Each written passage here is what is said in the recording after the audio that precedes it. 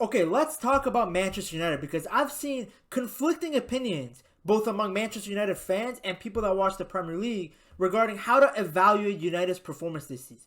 In my opinion, Ten Hag has done as well as you could possibly ask for a manager in his very first season at Manchester United. I mean, United is a club that has had zero continuity and zero consistency. It's been a revolving door of managers coming in and leaving post-Ferguson. I mean, you went from Moyes to Louis van Gaal to Mourinho to Ole to Ragnick and now Ten Hag. There's zero consistency, zero foundation or proper system. On top of that, Ten Hag has finally brought silverware. People can laugh all they want about the Carabao Cup, but go ask Tottenham how they feel about trophies. It is difficult to win cups and bring silverware to a club. On top of the Carabao Cup, he's got him to the FA Cup finals. That's 2 domestic finals. Incredibly impressive. And he's brought him Champions League football, which will be huge going into the summer in terms of wanting to recruit players. Not only have the results have been good, but there's been plenty of moments where United has actually played aesthetically pleasing football. And I think that's a great way to judge the impact of a manager, because when your team is playing well and you set up the foundation, eventually results will come. There were certain results that United achieved this season that to me indicated progression being made under Ten Hag. They beat all of the traditional Big Six clubs at Old Trafford for the very first time since the 2010-2011 season.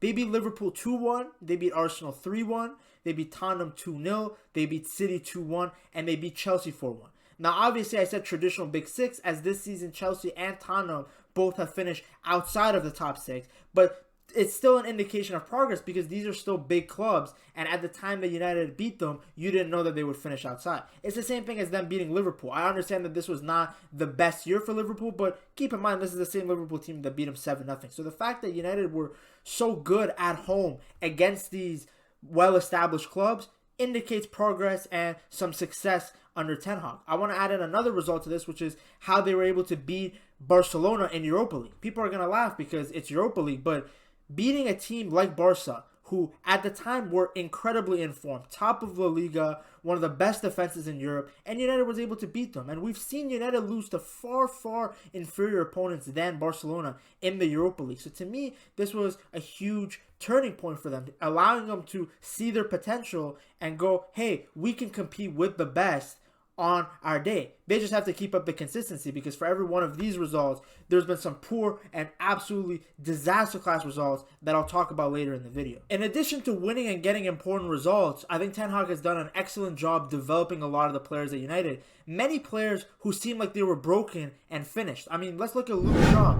A lot of people have written off Luke Shaw, thinking that he was never going to reach the forms that he was in and that he would never become back in the conversation for one of the best left backs in the league. But not only has he been excellent at left back when United has needed him, he's also filled in terrifically at the left center back role when United was dealing with a ton of injuries. He did a great job in that role, and he's progressed a lot better than people anticipated. I mean, if you remember, under Jose Mourinho, it did not look like Luke Shaw would ever even play competitive football anymore, the way that Mourinho talked about him and the performances he put in. But now in the club, Ten Hag clearly has a lot of respect and faith in him, and that shows with his performances on the pitch.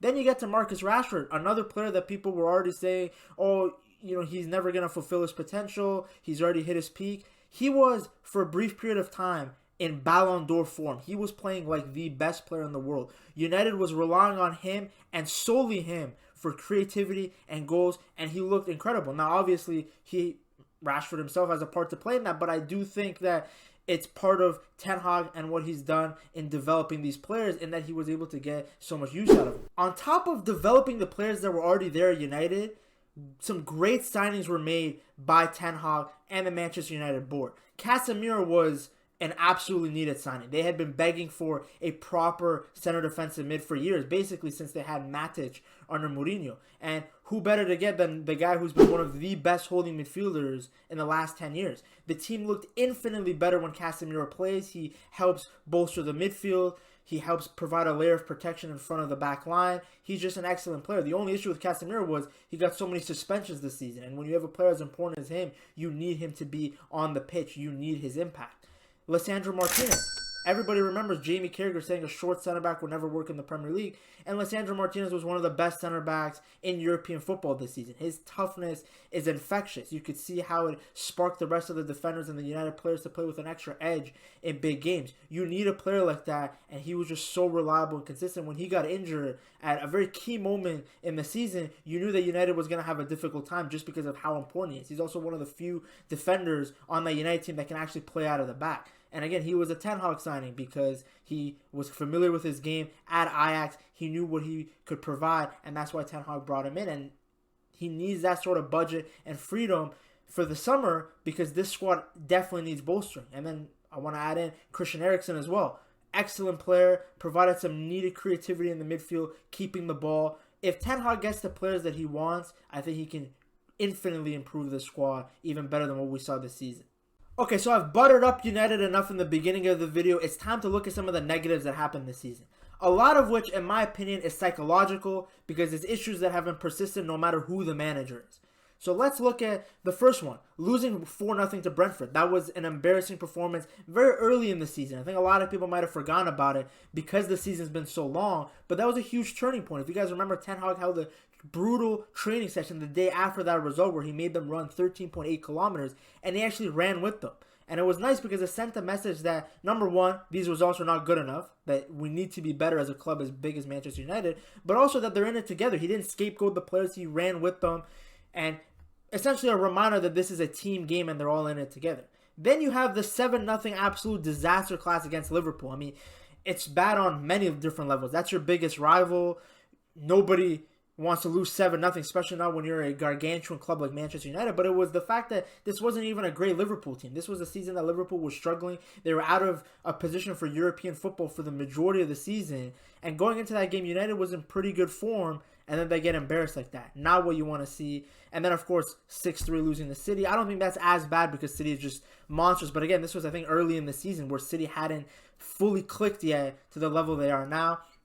And then, of course, getting outplayed by a Sevilla team in Europa League who, at the time, was only 5 points above the relegation zone. I know people want to talk about the fact that United was thin and they had a lot of injuries, but if you look at the Sevilla team, they weren't an incredible team to be getting outplayed like that. I felt like United could have shown a little bit more fight in a game in the quarterfinals of a European competition.